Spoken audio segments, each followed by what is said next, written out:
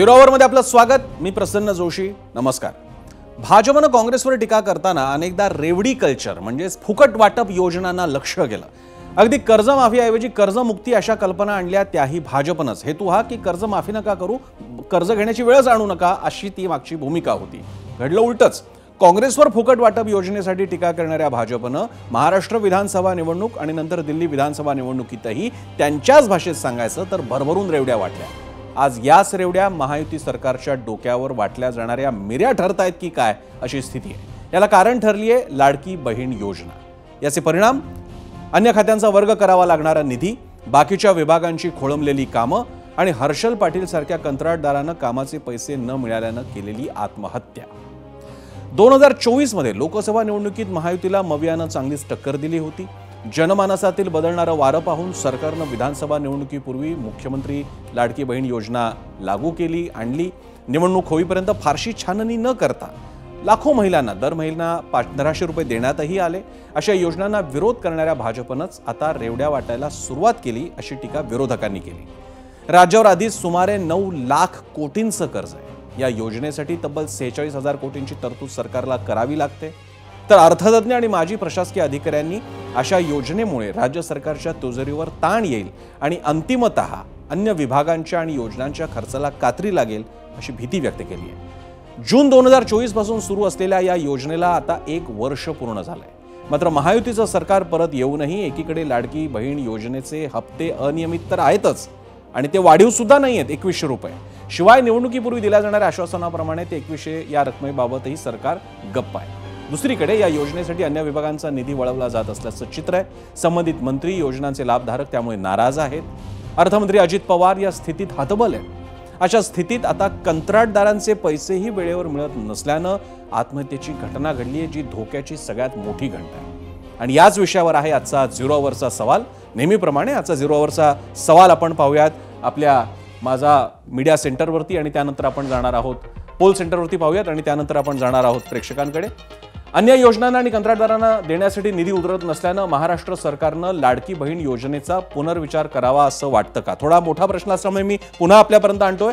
अन्य योजनांना आणि कंत्राटदारांना देण्यासाठी निधी उरत नसल्यानं महाराष्ट्र सरकारनं लाडकी बहीण योजनेचा पुनर्विचार करावा असं वाटतं का? होय किंवा नाही असा आपण प्रतिसाद देऊ शकता। एबीपी माझाच्या एक्स, फेसबुक, इंस्टाग्राम आणि यूट्यूब या सोशल मीडिया हँडल्सवर जाऊन आपण या आमच्या मतदानामध्ये या मुद्द्यावरचा भाग घेऊ शकता, सहभाग देऊ शकता। त्यामुळे आपली मतं आणि त्याच्यावरचा कौल कार्यक्रमाच्या शेवटी दाखवला जाईल आणि तुमच्या काही निवडक प्रतिक्रिया सुद्धा। ही लाडकी बहीण योजना राज्य सरकारच्या तिजोरीला कसं रिकामी करते, त्याचे काय परिणाम होत आहेत हे आपण सविस्तर पाहणार आहोत। पण या योजनेपायी होणाऱ्या खर्चाच्या चेन रिॲक्शनने काय घडते त्याची ताजी बातमी आहे। सांगलीतल्या वाळवा तालुक्यातल्या तांदूळवाडीतील हर्षल पाटीलनं जलजीवन योजनेच्या कामाचं 1,40,00,000 बिल थकवल्यामुळे, सरकारकडनं पैसे न आल्यामुळे शेतात गळफास लावून आत्महत्या केली। बिलाचे पैसे वेळेत मिळत नसल्यानं हर्षलनं आत्महत्या केल्याचा आरोप कंत्राटदार महासंघानं केलाय। तर हर्षल पाटील हा सब कॉन्ट्रॅक्टर होता, त्याचं नाव सरकारी नोंदीत नाही, त्याचं कोणतेही पैसे देणं सरकार लागत नाही, असं सरकारचं म्हणणं आहे। हर्षल पाटीलच्या आत्महत्येमुळे कंत्राटदारांच्या अब्जावधी रुपयांच्या थकीत बिलाचा मुद्दा पुन्हा ऐरणीवर आलाय। सगळ्या विभागाच्या कंत्राटदारांचे म्हणून थकलेल्या बिलाचा आकडा हा 89,000 कोटींच्या घरात आहे। आणि त्यामुळे प्रश्न असा आहे की नेमकं महाराष्ट्राच्या सरकार पातळीला, आर्थिक पातळीला चाललंय काय? हर्षल पाटील सब कॉन्ट्रॅक्टर होता असं उपमुख्यमंत्री अजित पवार आणि पाणी पुरवठा मंत्री गुलाबराव पाटलांनी म्हटलंय। त्यांचं नेमकं काय म्हणणं आहे पाहूया। कॉन्ट्रॅक्ट दिलेलं आहे ते एका कॉन्ट्रॅक्टरला दिलं। माझ्याकडची जी माहिती उपलब्ध आहे त्याच्यात त्यांनी सब कॉन्ट्रॅक्टर नेमलेला आहे।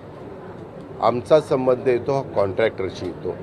उद्या तू कॉन्ट्रॅक्टर म्हणून काम घेतलं आणि तुला आम्ही काम दिलं, तुझे बिलं येतील तसे आम्ही तुला पैसे देणार। तू ह्याला सब कॉन्ट्रॅक्ट नेमलेला असेल, सब कॉन्ट्रॅक्टरला पैसे देण्याचा अधिकार आमचा नाही आहे, अधिकार तुमचा आहे। त्यांच्या नावावर कुठलंच काम नाही, त्या योजनेवर कुठलंच बिल पेंडिंग नाही। एखाद्या वेळेस त्यांनी सबलेट काम घेतलेलं असावं, पण त्याची नोंद जिल्हा परिषदकडे नाही। जिल्हा परिषदेच्या शिवूंशी आमच्या कार्यालयातून संपर्क झालेला आहे। मी स्वतः कार्यकारी अभियंत्यांशी बोललेलो आहे।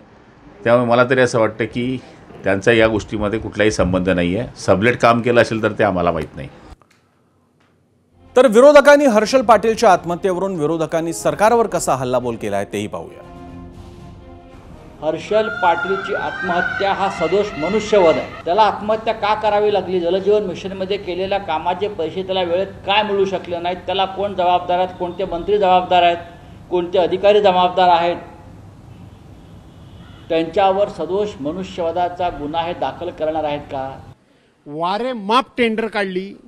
मार्च 2024 पर्यंतच केंद्र सरकारची जलजीवन मिशन योजना होणार होती, तरी सुद्धा 9,500 कोटी रुपयाची देणी कॉन्ट्रॅक्टर लोकांची या सरकारनं या मंत्र्यांनी शिल्लक ठेवली. मात्र प्रत्येक टेंडर हे 10%, 15% अबाव रेटनी घेतलं आणि त्या प्रमाणामध्ये टक्केवारी वसूल झाली. खरं तर महाराष्ट्राच्या मुख्यमंत्र्यांना लाज वाटली पाहिजे. एक तरुणाबांड तरुण होतकरू इंजिनियर सरकारच्या या धोरणामुळे आणि त्याची बिलं मिळत नाहीत म्हणून त्यानं आत्महत्या केली.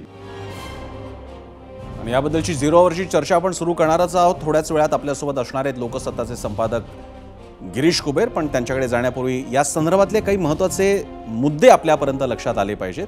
जलजीवन योजनेच्या थकबाकीचं काय वास्तव आहे आणि यानंतर आणखी काही वास्तव सुद्धा पाहणार आहोत. पण हे वास्तव काय पाहूयात ग्राफिक्सच्या द्वारे. मीडिया सेंटरला आपण बघूया. जलजीवन मिशनच्या कामांचे 35,622 कोटी रुपये थकीत आहेत.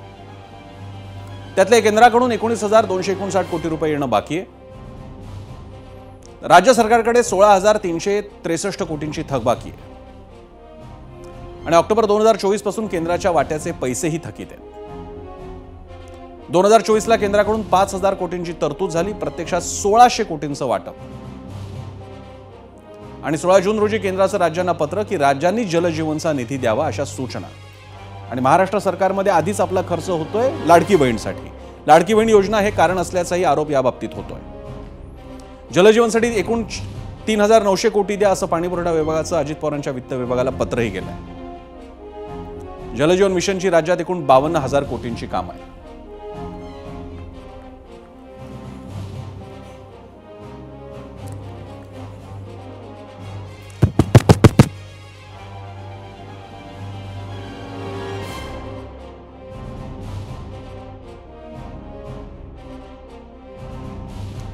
तर केंद्र व राज्यानं निधी न दिल्यानं जलजीवनची कामं सध्या अर्धवट पडू नये.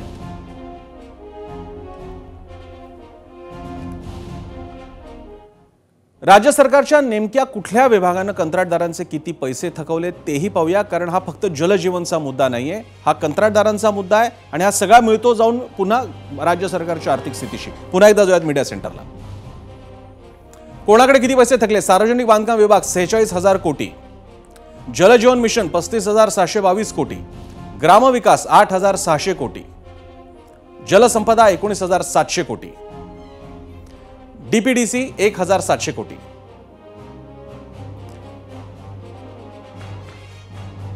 आता आपण पाहिलं कंत्राटदारांचा पैसा जो सरकारच्या विविध खात्यांमध्ये थकीत आहे. आता लाडकी बहीण योजनेमुळे कोणत्या खात्यांचे निधी वळवण्यात आलेत? आता लक्षात घ्या, खात्यांनाच निधी नसतील तर ते कंत्राटदारांना कुठून देणार? तेव्हा या खात्यांचे निधी वळवण्यात आलेले ते पाहिलं तर अन्य विभाग, खाती आणि योजनांच्या खर्चावर आणि नियोजनावर कसा ताण येतोय तेही कळेल. पाहूयात खात्यांवरती कसा ताण येतोय या योजनांचा. राज्य शासनाच्या लोककल्याण योजना आता कोणकोणत्या त्याआधी पाहूयात. सामाजिक न्याय विशेष सहाय्य विभागाचा निधी 2दा लाडकी बहीण योजनेसाठी वळवण्यात आला. 410.30 कोटी रुपयाच्या 2 टप्प्यांमुळे एकूण 820.60 कोटी वळवले गेले. आदिवासी विकास विभाग 835 कोटी रुपयांचा निधी महिला आणि बालकल्याण विभागाकडे वळवला गेला. गोपीनाथ मुंडे अपघात विमा योजना, या योजनेत बसणाऱ्या जवळपास 3,000 शेतकऱ्यांचा अपघाती मृत्यू नोंदवला गेला. त्यांना मदत मिळावी म्हणून कृषी विभागाचा 60,33 लाख रुपयांचा प्रस्ताव वित्त विभागाकडे गेला, मात्र निर्णय प्रलंबित. लाडकी बहीण योजना सुरू झाल्यानंतर आनंदाचा शिधा वाटप बंद आहे. शिवभोजन थाळीची संख्या राज्यात दररोज 2 लाख होती, ही योजना आता बंद झाली आहे. 1 रुपयात पीक विमा योजना मोठी गाजावाजा करून सुरू करण्यात आली, योजना आता बंद आहे. महात्मा फुले जन आरोग्य योजना, लाभार्थ्यांच्या उपचारावर रुग्णालयाचा खर्च सरकार करणार होतं, मात्र एप्रिल 2024 ते 2025 या काळातील उपचारांचे रुग्णालयाचे एकूण 220.25 लाख थकीत आहे.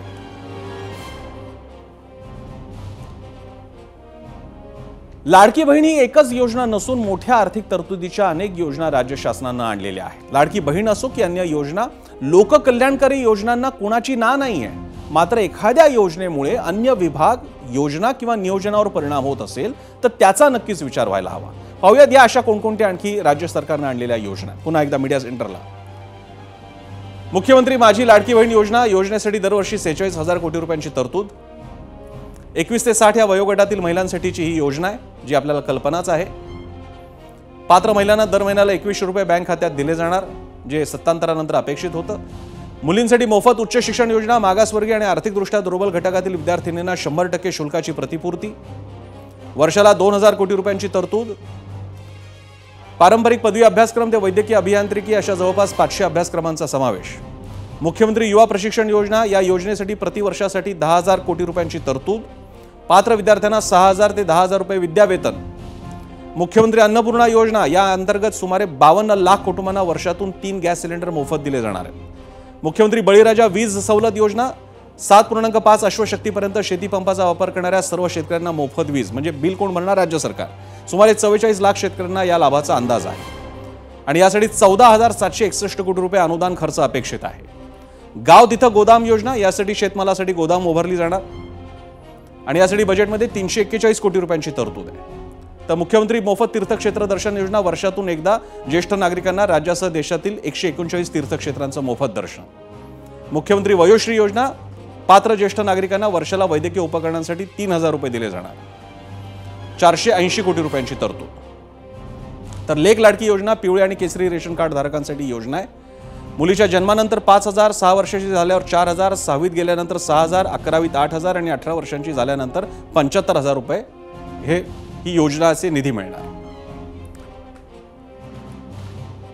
आणि आता चर्चेला सुरुवात करण्यापूर्वी आपल्यासोबत असणार आहेत गिरीश कुबेर, लोकसत्ताचे संपादक आणि माजी अर्थमंत्री आणि भाजपचे नेते, माजी प्रदेशाध्यक्ष सुधीर मुनगंटीवार, आणि त्यानंतर जयंत पाटील, पुन्हा माजी अर्थमंत्री आणि राष्ट्रवादी काँग्रेसचे माजी प्रदेशाध्यक्ष, हे आपल्यासोबत असणार आहेत. पण त्यांच्याकडे जाण्यापूर्वी आपण लोकांच्या काही निवडक प्रतिक्रिया घेऊयात की या विषयावरती लोकांना म्हणायचं काय. त्यासाठी आपण पुन्हा एकदा जाऊयात मीडिया सेंटरला, पाहूयात लोकांच्या प्रतिक्रिया.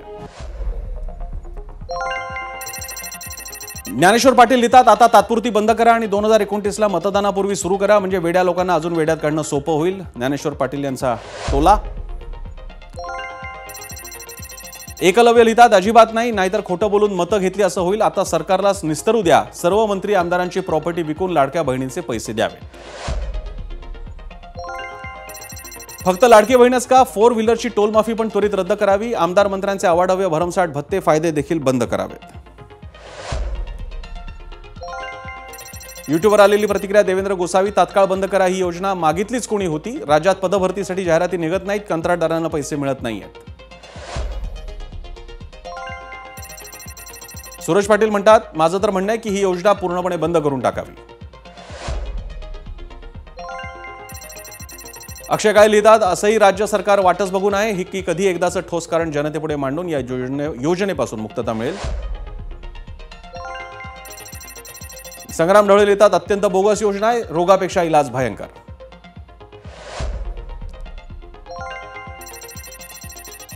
अजय पाटील लिहितात, विरोधकांसोबत चर्चा करून सरकारनं लाडकी बहीण योजना बंद करून टाकावी. एक्सवरती आलेली कमेंट. फेसबुकवर आलेली कमेंट आहे, विश्वास डोके लिहितात, याच योजनेच्या जेव्हावर बीजेपीचं सरकार सत्तेवर आलंय, योजना बंद करायची असेल तर पुन्हा निवडणुका घ्या. इंस्टाग्रामवर आलेली दत्ता यांची कमेंट, बंद करा, कुणी मागितली होती का, त्या पैशांना चांगल्या शाळा, रुग्णालय उभारा. विकी घुसाळे लिहितात, आमदारांच्या सोयी सुविधा बंद करा, म्हणजे सर्व सुरळीत चालेल. तर रोहित देशमुख लिहितात, फुकट्या योजना बंद करा आणि लोकांना रोजगार द्या, युवकांनी केलेल्या कामाचा मोबदला द्या, त्यांना देशोधडीला लावू नका.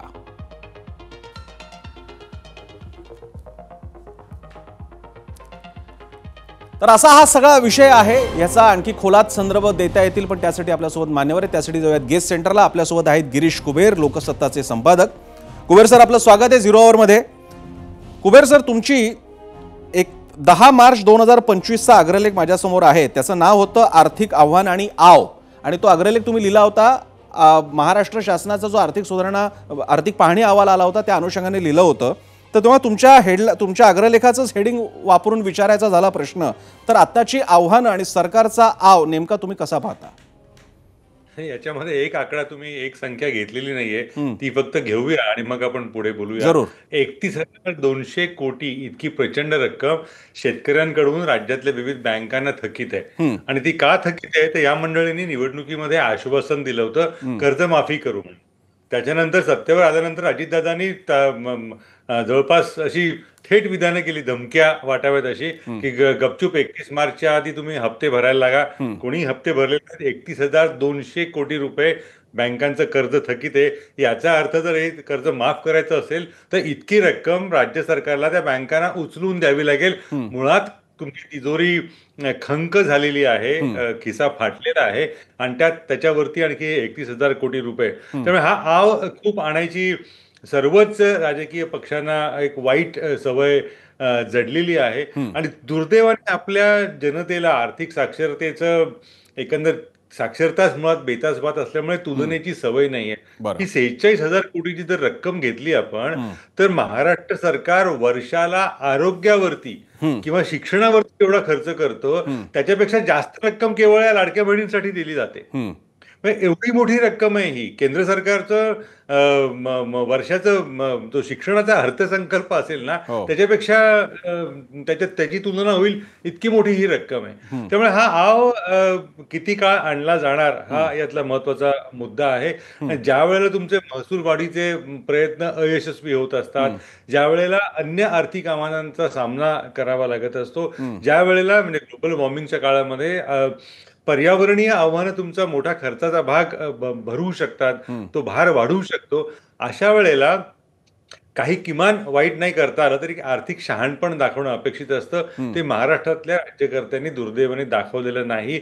खासगीमध्ये वैयक्तिकरित्या बोलताना प्रत्येकजण म्हणतो की हा भयंकर वाईट निर्णय होता, पण ती वाईट निर्णय होता आणि त्याची जबाबदारी घ्यायची कोणी हा प्रश्न असल्यामुळे हा अधिकाधिक त्यांना तो ठेवावा लागेल. आणि हे जे आव्हान आहे ते पेलेलं असं होईल अशी वेळ आल्यानंतर मग बहुतेक लोकांना जाग आली तर येईल. कारण हे अन्यथा हा खेळ हा असाच चालू ठेवावा लागेल. मी प्रतिक्रिया ऐकत होतो, अनेकांनी सांगितलं बंद करून टाका वगैरे. ते राजकीय दृष्ट्या शक्य नाहीये. त्यामुळे हे आव्हान खांद्यावर घेऊनच पुढे जावं लागेल. किती काळ रेटता येणार हाच यातला महत्वाचा प्रश्न, जो तुला आणि मला आता बघावा लागणार आहे. कुबेर सर, ज्याला भाजपनं रेवडी योजना म्हणून ज्याची खिल्ली उडवली किंवा टीका केली काँग्रेसच्या बाबतीत इतकी की पुढे त्यांनी कर्ज माफीच्या ऐवजी कर्जमुक्ती द्यावी, जी पुन्हा मागच्या दरांना माफी न देता, म्हणजे कर्ज माफ न करता आम्ही अशी परिस्थिती आणू की तुम्हाला कर्जच घ्यावं लागणार नाही. हे एकीकडे भाजपचा स्टँड असताना, जो काही प्रमाणात पटण्यासारखाही असू शकतो, की लोकांना मासे देण्यापेक्षा मासा पकडण्यासाठीचा गळ आणि तो कसा वापरायचा ते शिकवा. दुसरीकडे आपल्याला आठवत असेल, जेव्हा सुशीलकुमार शिंदे मुख्यमंत्री होते तेव्हा शून्य वीज बिल योजना आणली होती आणि जी पहिल्याच फटक्यात बारगळली होती. असे अनुभव असताना राज्यकर्ते त्याच चुका का करतात? याचं कारण लोक त्याच चुकांना भुलतात. हा यातला महत्वाचा मुद्दा आहे. मतदारांना अजूनही ह्या सगळ्याच्या पलीकडे बघायची सवय नाहीये. आता आपण भ्रष्टाचार वगैरे वगैरे सगळे मुद्दे आले की ठराविक दृष्टिकोनातून राजकारण्यांकडे बघतो, पण जो राजकारण्यांकडे बोट दाखवणारा वर्ग त्याच्यापेक्षा जास्त भ्रष्टाचारी असतो. नगरपालिकांच्या निवडणुका तोंडावरती आहेत. किती मुंबईतल्या किंवा महाराष्ट्रातल्या आपण सहकारी गृहनिर्माण संस्था दाखवू शकतो की ज्यांनी त्या नगरसेवकांकडून स्वतःच्या सोसायट्यांमधली खासगी कामं करून घेतलेली आहेत त्या मतांच्या बदल्यामध्ये. तर भ्रष्टाचार जर ही जर व्यवस्था असेल आणि अशा पद्धतीनं ज्याला कटिंग द कॉर्नर म्हणतात, हे असे कोपरे काढूनच खायचे मार्ग आपल्या समोर असतील तर हे असंच होणार आहे. आणि हे असं होत असताना लोकांना हे नजरेत येत नाहीये, हे अजूनही कळत नाहीये की तुम्ही नागरिक राहत नाही, तुम्ही लाभार्थी होतात. आणि ज्यावेळेला तुम्ही लाभार्थी होता तेव्हा तुम्हाला लाभ देणाऱ्याला काहीतरी परतफेड करायची असते. हा इतका साधा सरळ व्यवहार आहे. आणि ज्यावेळेला तुम्हाला म्हणजे विख्यात तत्वज्ञान आहेच, जेव्हा तुम्हाला एखादी गोष्ट फुकट दिली जात असते तेव्हा नक्की समजा की तुम्ही गिऱ्हाईक असता ते असे. तर हे जे एक आर्थिक प्रामाणिकपणाने या सगळ्याकडे बघणं आहे ते ना या बाजूचे लोक बघतात, ना त्या बाजूचे लोक बघतात, ना माध्यमं बघतात. त्याच्यामुळे ही अशीच वातावरणातली अवस्था आहे. आणि आता राहिला मुद्दा रेवडीचा. तू जाहीर केलंस तर रेवडी, मी केलं तर ते लोक कल्याण काम, अशीच साधी वाटणी असल्यामुळे तू घेतलीस जमीन तर तो भूखंड आणि माझी मात्र धर्मार्थ जमीन, अशी ही वाटणी असल्यामुळे हे अशाच पद्धतीनं एकमेकांच्या विरोधातली लटकी आरोपबाजी सुरू राहते आणि प्रत्यक्षात आर्थिक विपन्नावस्था जी येणार असते ती येऊ लागते. कुबेरजी, याच्यातला एक मुद्दा असा की मुळात ही योजना जाहीर करत असताना म्हणजे भाजपकडे जी मंडळी आहेत तसा तो सगळा विचार करणारी आणि संपूर्ण चाणक्य वगैरे आहेत, आर्थिक चाणक्य आहेत, राजकीय चाणक्य आहेत, सामाजिक चाणक्य आहेत. एक तर आपण एक अशी योजना आणतो की ज्याचा प्रचंड खर्चाचा भार येणार हे त्यांना माहीत होतं. दुसरी गोष्ट, नुसतं आणणार नाही, आता पुढच्या जिंकून आल्यानंतर आपण 1500चे 2100 करणार, हे सगळे दावे करत असताना आर्थिक पाणी अहवालाची बाळं जशी आपल्याकडे पत्रकारांकडे असतात तशी ती त्यांच्याकडे पण आहेत. उलट त्यांच्याकडे अधिक डिटेल्स अवेलेबल आहेत. तरीसुद्धा हा ज्याला इंग्लिशमध्ये ब्रावाडो नावाचा शब्द आहे तसं हे धैर्याचं नायक बनण्याचा प्रकार का झाला असावा? याचं कारण आपल्याकडे ना, अतिशय महत्वाचा मुद्दा यातला ना, की याचं कारण आपल्याकडे सामाजिक उत्तरदायित्वच नाहीये.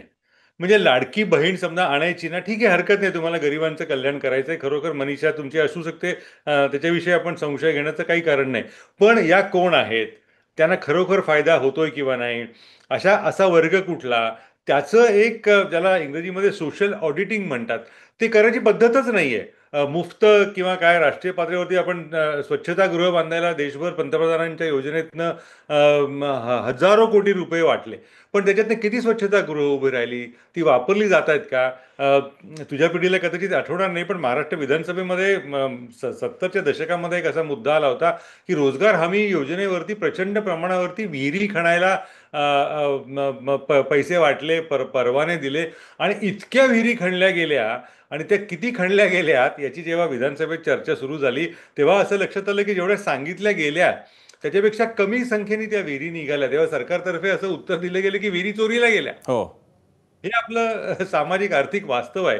त्यामुळे हे बघायची सवयच नाहीये, हे मोजायची सवय नाहीये, आणि कोणीतरी काहीतरी चकटफू देतोय म्हणलं तर घ्यावं आणि त्याला धन्यवाद द्यावेत आणि पुढे जावं, अशाच पद्धतीने हा व्यवहार सुरू असतो. बरं. आणि याचा दुष्परिणाम असा की सरकार कसं बसं तगवून ठेवतं, पण तगवून राहणं म्हणजे जिवंत असणं नव्हे, बरं. हे आपण लक्षातच घेत नाही. आणि सर्व राज्य सरकार, सर्व राजकीय पक्ष तितक्याच दोषी आहेत. हे 1500 ते 2100 म्हणत होते, तर विरोधक 2100 ते 3000 करू म्हणत होते. म्हणजे याला झाकावा आणि त्याला काढावा अशीच परिस्थिती आहे. आणि स्पर्धा जी सुरू आहे ना, हो. ती सर्वोत्तमासाठी नाहीये, ही निचोत्तमासाठी सुरू आहे. आणि हे आपलं जास्तच मोठं दुर्दैव आहे. कुबेरांनी अगदी अचूक शब्दात सांगितलं. आणि सामान्यांना याचं, आपल्या सर्वसामान्य प्रेक्षकांसाठी, जेव्हा तुमच्या हातात काही एक रक्कम येत असते त्यावेळी ती तुमच्या हातात नुसती रक्कम येत नसते, तुमच्यासाठीच्याच कुठल्या तरी योजनांची रक्कम गेलेली असते. आणि म्हणूनच महात्मा फुले आरोग्य योजनेसारखी अतिशय चांगली योजना, तिची बिलं भरली गेलेली नसतात, त्यामुळे हॉस्पिटल तुम्हाला ॲडमिट करून घेत नाही किंवा पुरेशा सेवा मिळत नाहीत, चांगली हॉस्पिटल्स तुम्हाला ताब्यात तुम्हाला घेत नाहीत, किंवा तुमच्याच गावातल्या शाळांमध्ये जेव्हा माध्यान्ह भोजन योजनेमध्ये काही अडचणी येतात, शाळा बंद होतात, हे सगळं एकमेकांशी जोडलं गेलेलं आहे. जर का रमीचे खेळ खेळले जात असतील महाराष्ट्रामध्ये, त्यामुळे आत्महत्या होत असतील, कारण रोजगार, पुन्हा त्याच्यासाठी ज्या योजना, त्याच्यासाठी पैसा नसणं, हे सगळे इंटरकनेक्टेड आहे. जो हर्षल पाटील ज्याची आत्महत्या झाली ते केवळ एक चित्र नाहीये, हे सगळं चित्र सर्वंकष आहेत. गिरीश कुबेर सर, तुम्ही आपल्यासोबत राहाच. आपल्यासोबत आहेत माजी अर्थमंत्री आणि राष्ट्रवादी काँग्रेसचे आता माजी प्रदेशाध्यक्ष असलेले जयंत पाटील. जयंत पाटील सर, आपलं स्वागत आहे एबीपी माझावर. अतिशय हा वेगळा विषय चाललेला आहे. माझा पहिल्यांदा तर आपल्याला प्रश्न आहे, आपण स्वतः अशा मोठा काळ अर्थ खातं तुम्ही सांभाळलेलं आहे, जेव्हा महायुती सरकारने ही घोषणा केली लाडकी बहीण योजनेची, तुम्ही त्याकडे कसं बघत होता? तुम्हाला सुद्धा आर्थिक नाड्या सगळ्या माहिती आहेत, तर मग नेमकी हे का केलं असावं आणि आता काय स्थितीत आहेत ते राज्य सरकार? येत होतं की हे राज्य सरकारला शक्य नाही आणि हे निवडणुकीसाठी मतं मिळवण्याचा त्याचा प्रयत्न, पर्याय हा आहे. लोकसभेत नुकताच महाराष्ट्रात त्यांचा बऱ्यापैकी पराभव झालेला होता. 31 खासदार त्यांच्या विरोधात निवडून आलेले, बरोबर आहे. आणि त्यामुळं त्यांनी हाराकिरी करण्यासाठी हा निर्णय घेतला. त्याचा परिणाम हा झाला की निवडणुकीच्या आधी बऱ्याच लोकांना ते पैसे मिळाल्यामुळं एक हॅपी फिलिंग महाराष्ट्रात तयार झालं. बरं. या सरकारची नकारात्मकता कमी झाली आणि सकारात्मकता वाढीला लागली. महिलांना आपल्याला पैसे मिळतायत याचे अनुभव त्यांच्या अकाउंटवर पैसे देऊन जायला लागले. इतका त्याचा प्रभाव आणि परिणाम वाढला की विरोधकांना देखील याच्यावर उपाय काय हा प्रश्न पडला. आणि मग विरोधकांनी एकत्रित बसून आणखीन मोठी रक्कम देऊ म्हटलं, कारण त्यांना पण शेवटी समोरच्या बाजूला आपल्या देशात कोड ऑफ कंडक्ट नावाचा प्रकारच राहिलेला नाही आता. त्यामुळे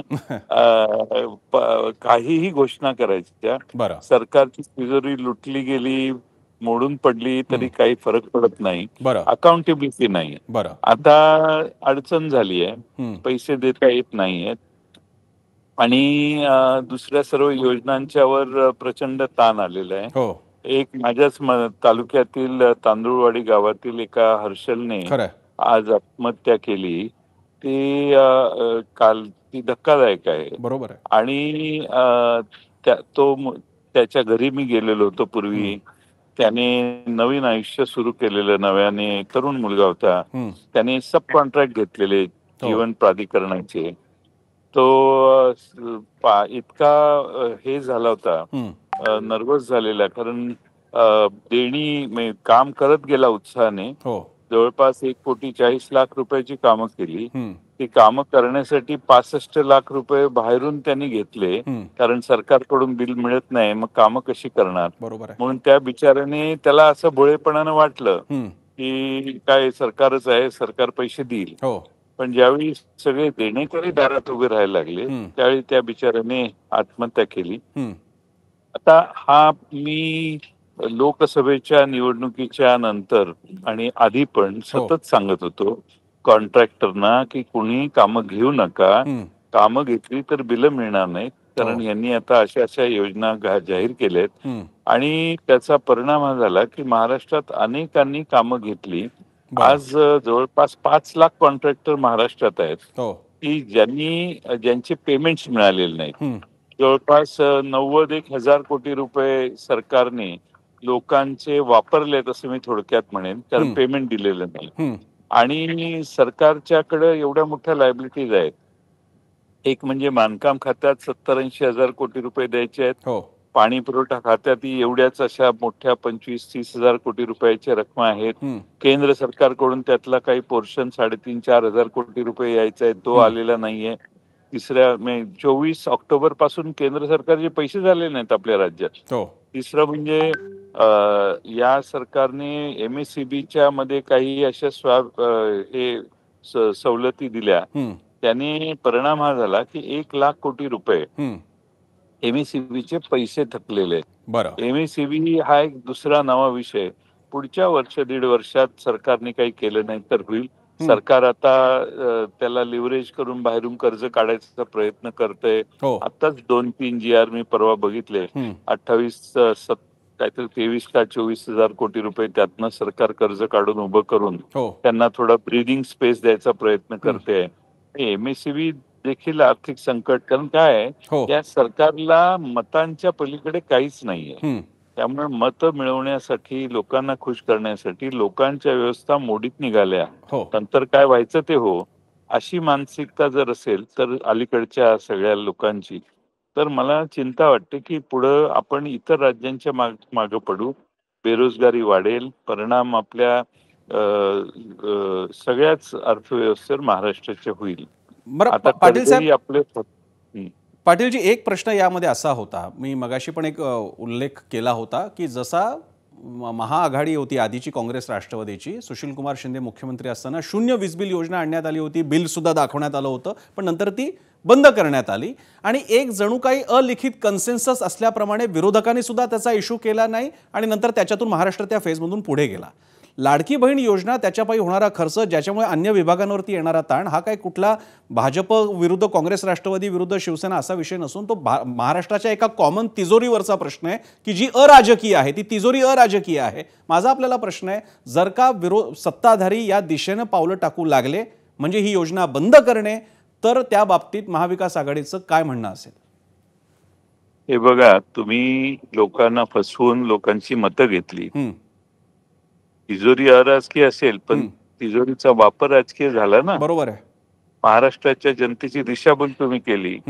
जे तुम्हाला शक्य नाही ते देऊ म्हटला, दिलं, काही महिने दिलं, त्यांच्या पदरात ते सतत टाकत गेला. निवडणुकीच्या आधी असं इम्प्रेशन तुम्ही तयार केलं की ह्या सगळ्या गोष्टी पूर्ण अनेक वर्ष आता पुढे चालूच राहणार आहेत. सूर्य असेपर्यंत हे चालू राहणार आहेत. अशीच भाषणं आपली सगळ्यांची झाली. याचा अर्थ you have misused the treasury. आणि मिसगायडेड द पीपल. कोणीतरी ग्राहक न्यायालयात आपल्या देशात सक्षम नाहीत, ती नावापुरतीच आहेत, पण कोणीतरी ग्राहकांनी जर जाऊन सांगितलं आम्ही यांना यासाठी मतं दिली, आणि ग्राहक न्यायालयाने जर सांगितलं की ही फसवणूक आहे आणि त्यामुळं म्हणजे त्या निवडणुकांचे मतदान हे प्रभावित करून घेण्यात आलं, ही म्हणजे चुकीचं झालं ना. बरं, पण एक शेवटचा प्रश्न जयंत पाटीलजी, विषय असा होता की अशाच प्रकारची घोषणा आपल्याही पक्षाने केली होती. आपण त्या 2100च्या पलीकडे, आपण म्हणजे महाविकास आघाडीनं मग रिट्रोस्पेक्टिव्हली आणि एक कल्पना म्हणून विचार करायचा झाला तर आकडे तर सगळ्यांच्या समोर आहेत. महाराष्ट्राची आर्थिक स्थिती काय आहे, जादू तर येणार नव्हती कुठून, थेट एकदम हजारो कोटी आले. मग महाविकास आघाडीचं तरी काय नियोजन होतं की तुम्ही तेव्हाचा जो काही 2500 किंवा जो काही आकडा तेव्हाचा 3100चा जाहीर केला होता तो दिला? ज्यावेळी सत्तेत बसलेली लोक हे अतिरेक करतात, त्याला तोंड देण्यासाठी, उत्तर देण्यासाठी दुसरा पर्याय राहत नाही. बरं, त्यामुळं मग असे हौशे नवशे गवशे सगळेच असतात.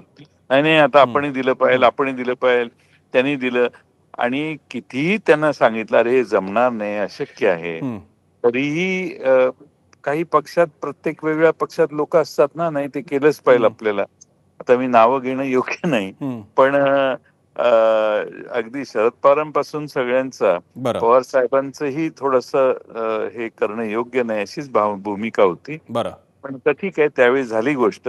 पण लाडकी बहीण ही योजना जी आहे सस्टेनेबल नाही हे सांगायचं धाडस महाराष्ट्राच्या मुख्यमंत्र्यांच्यात आहे का, हा खरा प्रश्न आहे. आणि इतर लायबिलिटी ज्या आहेत त्या महाराष्ट्राच्या मुख्यमंत्र्यांनी आणि अर्थमंत्र्यांनी त्या लायबिलिटीमुळे, कारण मला काळजी आहे की आता हे एक आत्महत्येचं सत्र जर सुरू झालं ना तर हे थांबत नाही. आपण महाराष्ट्रातल्या दुर्दैवाने शेतकऱ्यांच्या आत्महत्या बघतोय, अजूनही थांबवता आल्या नाहीत. एकदा सरकार आणि राज्य सरकार गाळात जायला लागलं नक्कीच तर लोकांच्या निराशा प्रचंड वाटते. मी जयंत पाटीलजी, आपले हे अतिशय महत्वाचे प्रश्न घेऊन यानंतर सुधीर मुनगंटीवार आपल्यासोबत चर्चेत येत आहेत, त्यांच्याकडे मी हे घेऊन जाणारच आहेत. तुम्ही आता जयंत पाटील तिकडे सांगलीमध्ये एका कार्यक्रमात असताना त्यांनी खास 0 Hourसाठी हा वेळ काढला आणि आपल्याशी संवाद साधला. दिल्लीत आहेत, माफ करा, दिल्लीत आहेत जयंत पाटील. पाटीलजी आपले खूप आभार, आपण सहभागी झाला यासाठी. आणि यानंतर मी पुन्हा एकदा आपल्या अन्य 2 पाहुण्यांकडे जातो. आपल्यासोबत पुन्हा एकदा इंट्रोड्यूस करायचं झालं तर आपल्यासोबत आहेत आता सुधीर मुनगंटीवार, माजी अर्थमंत्री, भाजपचे वरिष्ठ नेते आणि ज्यांनी अर्ध खातं सुद्धा सांभाळलेले, आणि आपल्यासोबत आहेत लोकसत्ताचे संपादक गिरीश कुबेर. मी जातोय पहिल्यांदा सुधीर मुनगंटीवारांकडे. मुनगंटीवारजी, आपण कदाचित जयंत पाटलांचं बोलणं ऐकलं असेल. त्यांचं म्हणणं होतं की आता जो एक असून अडचण नसून खोळंबा झालेल्या लाडकी बहीण योजनेचा, त्याच्या बाबतीत सरकार आता प्रामाणिकपणे भूमिका घेणार आहे का, मुळात मान्य करणार आहे का की ही समस्या आहे? नाही, मला वाटतं सरकारने अगं कधीच समस्या असं समजलंच नाहीये. शेवटी संविधानाचा अमृत महोत्सवी वर्ष साजरा करताना प्रत्येक जनतेच्या आशीर्वादाने निवडून येणाऱ्या सरकारवर ही जबाबदारी आहे. 11 लक्ष कोटीची कामं हे MMRDA रिजन मध्ये करताना पैशाची अडचण कोणालाच होत नाही. बरं, मेट्रोची कामं करताना 234 किलोमीटरचे मेट्रो करताना हजारो कोटी खर्च करताना कोणाला अडचण झाली नाही. दरवर्षी सरकारी 8 लक्ष व इतर सर्व मिळून 17 लक्ष कर्मचाऱ्यांचा 8,000 कोटीचा DA दरवर्षी वाढवण्यामध्ये कोणालाही अडचण नाहीये. आताही यावर्षी पगार आणि पेन्शन मिळून 2,47,897 कोटी हे आपल्या बजेटमधून खर्च होत आहे, त्याला कोणाची अडचण नाहीये. पण 2,44 लक्ष बहिणींच्या खात्यामध्ये संविधानाच्या डायरेक्टिव्हच्या 41 नुसार एखाद्याच्या जीवनात हलाखीचं जीवन वाटायला आलं असेल तर त्याला पैसे देणारी योजना सरकारने करावी, याच्यामध्ये लोकांची का पोटदुखी होत आहे. दरवर्षी महाराष्ट्राच्या अर्थसंकल्पात आपण 45,000 कोटीच्या आसपास आपली वाढ आहे, आणि हे सरकारचं काम आहे. 350 IAS अधिकारी आहे. सारी बुद्धीपणाला लावून एखादी आई सुद्धा घरावर आलेलं एखादं छोटं आर्थिक संकट असेल तर सारी क्षमतापणाला लावते. पण आपल्या लहानग्याच्या नशिबामध्ये दुःख आणि वेदना येऊ देत नाही. लाडकी बहीण याबद्दल काही प्रसिद्ध अर्थशास्त्री लोकांच्या मनात का याच्याबद्दल दुरावा आहे मला माहित नाही आहे. मुनगंटीवारजी, त्याच्यामागचं कारण असं आहे की तुम्ही म्हणता ते बरोबर आहे, जर का घरावर संकट आलं असलं तरी आई वाटेल ते करेल, पण आपल्या मुलाला नक्की भरवेल. पण त्या मुलाला भरवत असताना आणखी दुसरा मुलगा किंवा मुलगी असेल त्याच्या तोंडचं काढून किंवा त्याला जास्त गरज असताना त्याच्या तोंडचं काढून देणार नाही. उदाहरणार्थ समाज कल्याण विभाग असेल, आदिवासी विभाग असेल, होमगार्डचे भत्ते असतील, हे पैसे जर का कोरून 100 कोटी 200 कोटी 500 कोटी जर का काढले जात असतील तर मात्र तुम्ही सांगताय ती उपमत पुरेशी लागू पडत नाही. मुद्दा हा आहे की हे पैसे सगळे जात आहेत, कंत्राटदारांचे हजारो कोटी दिले जात नाहीये, म्हणून लाडकी योजनेबद्दल त्रास नाहीये. यांचे कशाला पैसे थांबवलेत मग? नाही, मग आमदारांचे पगार कमी करा ना, मंत्र्यांचे पगार कमी करावे ना, बंगल्यावरचे खर्च कमी करा ना. लाडक्या बहिणीकडे बघत दृष्टी काय आहे तुमची? मी आता तुम्हाला सांगितलं ना, 2,44,00,000 पेक्षा जास्त महिलांच्या अकाउंटमध्ये तुमचे पैसे किती जातात? 26 ते 29,000 कोटी. आणि पगार आणि पेन्शन 2,47,897 कोटी. व्याजामध्ये 56,727 कोटी. अजूनही आमचे 99,000 कोटीचे क्लेम पडले आहे. त्याच्याकडे आम्ही वकील देऊन ते क्लेम मार्गी लागावे यासाठी प्रयत्न करणार नाही. आम्ही आमचा व्यापार, उद्योग, सेवा यासाठी प्रयत्न करायचा नाही. 350 IAS अधिकाऱ्यांच्या बुद्धिमत्तेचा उपयोग काय? तर करदात्यांनी पैसे भरायचे आणि आम्ही सांगायचं लाडक्या बहिणीच्या योजनेला आम्हाला त्रास होतोय. सदाचारी आई प्राण जाय पर वचन ना जाय. बहिणीचा हात आपण एकदा पकडला रक्षाबंधनाच्या दिवशी, भाऊबीजेला पैसे टाकले आणि भाऊबीजेला पैसे टाकल्यानंतर पोटात दुखण्याचं काहीच कारण नाही. आणि मी सांगू शकतो, मी विधान सभेतही सांगितलं की तुम्ही पैसे प्राप्त करण्याचे मार्ग शोधा ना. अदानी अंबानीकडे 350 IAS ऑफिसरची फौज नाही आहे. सरकार आहे, मला कायदा करण्याचा अधिकार आहे, मला राज्य चालवण्याचा अधिकार जनतेने दिलाय. तर मला आर्थिक शक्ती वाढवावी लागेल. माननीय मोदीजी $5 ट्रिलियन इकॉनॉमीचं स्वप्न दाखवतात आणि त्या स्वप्नाला आधार देतात. आम्ही सुद्धा $1 ट्रिलियन इकॉनॉमी करण्याचं स्वप्न दाखवलं पाहिजे. मी मला खणखणाट आहे, खडखडाट केलं ना. 11,975 कोटी रेव्हेन्यू सरप्लस केलं ना. बरं, मग आपल्या महाराष्ट्रामध्ये अरे आपल्याकडे छत्रपती शिवाजी महाराजांचं नाव आहे. हे वाक्य ठीक आहे, पैशाचं सोंग आणता येत नाही, हे त्या निराशवादी मनोवृत्तीच्या लोकांचं वाक्य आहे. महाराष्ट्रात काय नाहीये सांगा? 720 किलोमीटरचा समुद्र किनारा आहे, आमच्याकडे खनिज संपदा आहे, आमच्याकडे 20% जंगल आहे, वाहणाऱ्या नद्या आहे आणि सर्वात महत्वाचं म्हणजे एक उत्तम स्किल आहे. हा मराठी माणूस इतर लोकांपेक्षाही उत्तम कार्यकुशलतेने काम करण्याची क्षमता आहे. आज 2,70,000 कोटी जीएसटी मध्ये आमचा हिस्सा आहे 20%. महाराष्ट्रामध्ये दिल्लीचे ही तख्त राखतो महाराष्ट्र माझा हे राज्यगीत आम्ही घेतलं. आता काही अर्थशास्त्रज्ञ का लाडक्या बहिणीच्या मागे लागले मला अजून नाही. बरं, मी मुनगंटीवारजी, आपला प्रश्न योग्य आहे, पण असे अर्थतज्ञ जी मंडळी मांडतायत त्याच्यामागे त्यांच्यासमोर महाराष्ट्राचा आर्थिक पाहणी अहवाल आहे, त्यांच्यासमोर कंपॅरेटिव्ह अनालिसिस आहे आणि तुम्ही जो म्हणताय ते महाराष्ट्राचं स्थूल उत्पन्न किंवा उत्पादन आणि आपल्याकडचे मोठे उद्योग या सगळ्याचा म्हणजे मुंबईचा पूर्ण विकास हा अख्ख्या महाराष्ट्राचा विकास होत नाही. मुंबईच्या साऊथ बॉम्बेचा विकास हा मुंबईच्या उपनगरांचा होत नाही. त्या अर्थाने ते सगळं बघावं लागतं. मी म्हणालो समाज कल्याणचा पैसा जातोय मुनगंटीवारजी. 11 लक्ष कोटी MMRDA साठी तुम्हाला खर्च करता येतात. बरं, आणि भामरागड, अंकिसा, आसरंगी, टेकडा, ज्युती या ठिकाणी असणाऱ्या गरीब बहिणी. आणि तुम्हाला एका गोष्टीची माहिती काढा, 2011ची जेव्हा जनगणना झाली तर तुम्हाला आश्चर्य वाटेल, सर्वात जास्त गरीब असणारं उत्तर प्रदेश नव्हतं 2011च्या जनगणनेनुसार. आणि तुम्ही आपल्या महाराष्ट्राचं आर्थिक पाहणी अहवाल करा, युपी गरीब 9.5% झोपडीपट्टीमध्ये राहणार आहे, MP मध्ये 8.7 आणि महाराष्ट्रामध्ये 18.1% आहे. छत्रपती शिवाजी महाराजांचा महाराष्ट्र आहे. अरे बहिणींसाठी काही पण. आता तुम्ही लाडक्या बहिणीच्या याच्यावर चर्चा करण्यापेक्षा MSCB मध्ये 12.5% कर्ज का घेतलं याच्यावर चर्चा. मी गिरीश कुबेरांकडे जातो. मुनगंटीवारजी, मगाशी गिरीश कुबेरांचा संपर्क तुटला होता. कुबेर सर, आपण आता कदाचित त्यांचं बोलणं ऐकलं असेल.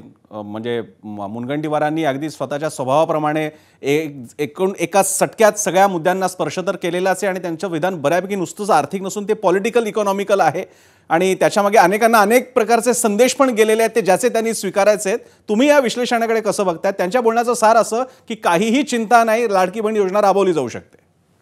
ऐकत होतो मी त्यांचा सुधीर भाऊ, त्यांचा स्वतःचा अभ्यास आहे आणि मला वाटतं सुधीर भाऊंनीच या प्रश्नाचं उत्तर द्यायला हवं की त्यांच्यानंतर ते अर्थमंत्री होते त्याच्यानंतरच्या आजपर्यंतच्या कालखंडामध्ये एकालाही शिल्की अर्थसंकल्प का सादर करता आला नाही. हा 11,000 कोटीचा त्यांच्या काळात त्यांनी आता उल्लेख केला, त्यांनी उल्लेख केला नसता तरी तो मी करणार होतो, पण त्यांच्यानंतर महाराष्ट्राने शिल्की अर्थसंकल्पच पाहिलेला नाही.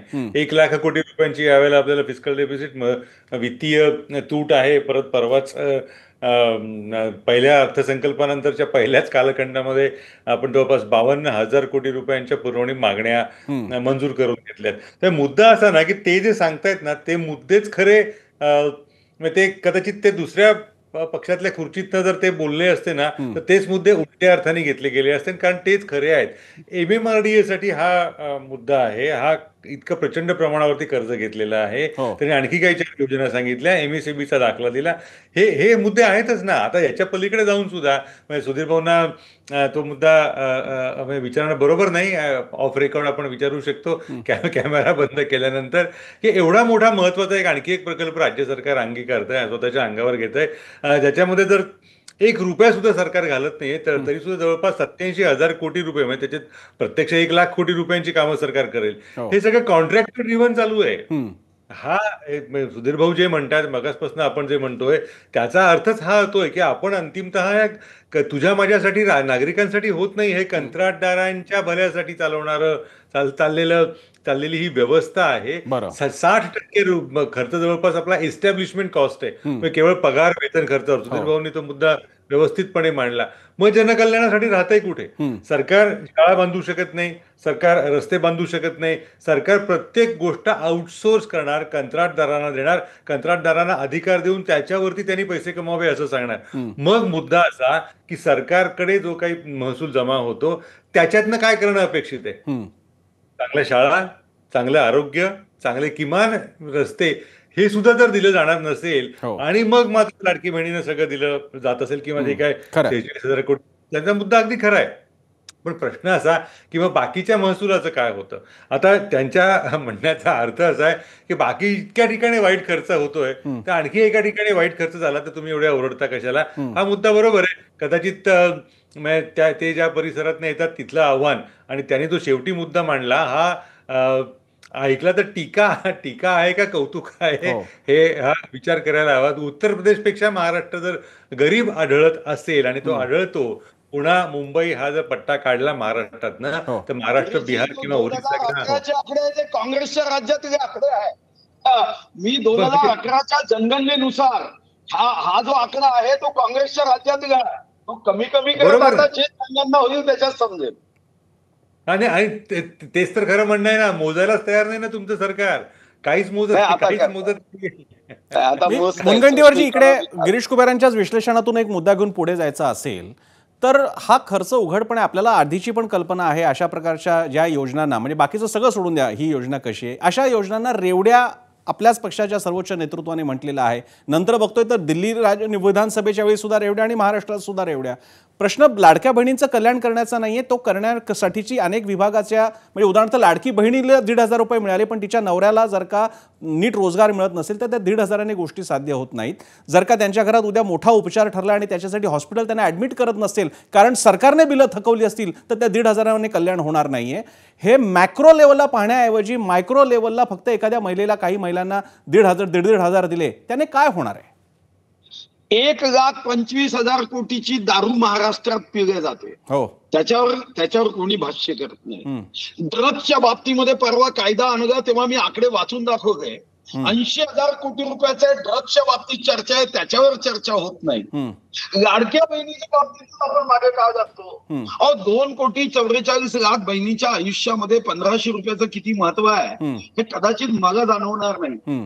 पण त्या बहिणीच्या आयुष्यामध्ये त्या 1,500 रुपयामध्ये जो पती सरकारच्या दारूच्या लायसन्सच्या दुकानामध्ये दारू पितो आणि 4, 5, 7 वर्षाची मुलगी जेव्हा म्हणते आईला, आई मला पाणीपुरी खायची आहे, तिच्याकडे पैसे नसतात ना, तिचं दुःख आपण चर्चा करून नाही समजू शकत.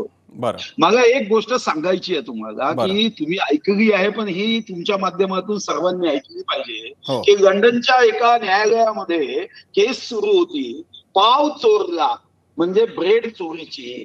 कोर्टाच्या जजने ऐकलं कायद्यानुसार ब्रिटनच्या ब्रेड चोरी करणं सुद्धा चोरीच आहे, आणि म्हणून जजने सांगितलं की या चोराला मी 1 पाऊंड दंड करतो. आणि मग थोडा वेळ पॉज घेतला आणि सांगितलं इथे जेवढे लोक बसले आहे ना सर्व, त्यांना मी 10 पाऊंड दंड करतो, कारण अशी व्यवस्था निर्माण करणारे तुम्ही आहात. मला असं वाटतं एका गरीब बहिणीचा आवाज, आणि म्हणूनच शेतकऱ्यांच्या खात्यात आपण पैसे टाकतो. मी तुम्हाला देशाच्या इतक्या योजना, आणि या आज सुरू नाही झाल्या, या अनेक वर्षापूर्वी सुरू झाल्या आहेत. म्हणजे लाडकी बहीण एक का नजरेत येते मला माहित नाही, पण आपण निराधारांच्या योजना आहे. आज 45 लक्ष लोकांच्या खात्यामध्ये 1500 रुपये आपण टाकतोच आहे. निराधार, विधवा, परितक्त्या, घटस्फोटिता, कारण संविधानाने. आणि मग तुम्हाला जर हीच अडचण आहे तर मग सरकारची आवश्यकताच नाही ना कुठं. सरकार आणि 350 IAS अधिकाऱ्यांना एकत्र येऊन समाजामध्ये असणारी विषमता मुक्तीचा प्रवास वेगाने कसा करता येईल यावर काम करायचं. मुनगंटीवारजी, आपण आपल्या एकदम जुने दिवस आठवले, विरोधातले दिवस आठवावेत, इतक्या तडफेनं आपण डिफेन्स केलेल्या लाडक्या बहीण योजनेचा, त्या योजनेबद्दल आम्ही मगाशी सुद्धा म्हटलं, योजनेची अडचण नाहीये जर का त्याच्यासाठीचा निधी वेगळा असेल, पण विविध खात्यांमधला निधी वळता केला जात असेल तर काय करावा प्रश्न आहे. पण त्याच्यावरती मुनगंटीवारांकडे पुन्हा मुद्दा आहे, मग आमचे 350 IAS अधिकारी करतायत काय? त्यांचं काम फक्त लोकांच्या नागरिकांचा पैसा घ्यायचा आणि या हाताने दुसऱ्या ठिकाणी खर्चाच्या ठिकाणी खर्च करायचा आहे का? एवढाच आहे का? हा प्रश्न मात्र शासनाच्या पातळीला आणि मुनगंटीवारांच्याच पातळीला मिटू शकतो.